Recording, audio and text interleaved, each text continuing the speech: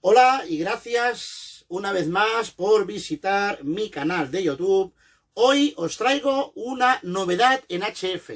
Estoy hablando de la Alinco DX10, un equipo de radio amateur de HF de 25 a 30 MHz. Así que si queréis saber qué trae el interior de esta caja, no os perdáis el vídeo que os traigo a continuación. Aquí tenemos la Alinco, la DX10. Vamos a ver qué trae dentro de esta caja. Vamos a abrir.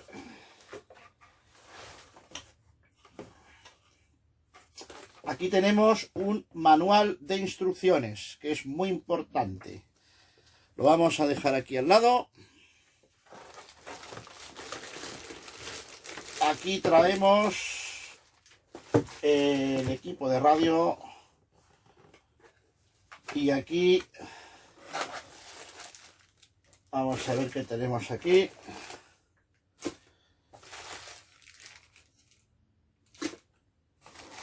Lo típico. Bueno, vamos a hacer sitio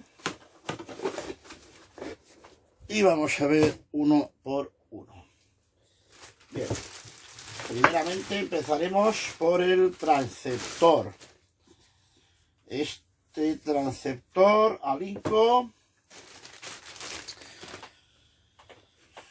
Oye, pues está guapo esto. La verdad que esta radio es muy parecida a la DX5000 y la Niton, la AT5555. Lo que ocurre que esto es más pequeño, es mucho más pequeño que el anterior equipo. Prácticamente nos trae lo mismo: conector de antena, SO239, conector alimentación, conexión de datos, altavoz exterior y manipulador de telegrafía.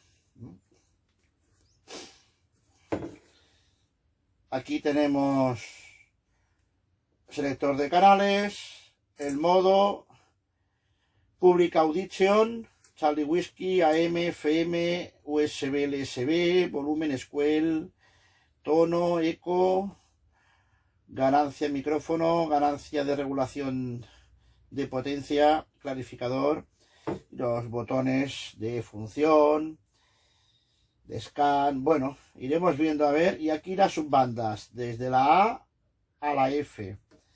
Y una cosa muy interesante es que tenemos aquí también el micrófono, que me gusta bastante porque el micrófono lo colocamos en el frontal. Por lo tanto, es mucho más fácil encajarlo esto en un vehículo. El micrófono, la verdad que pesa muy poco, ¿eh? Esto es un micrófono de juguete.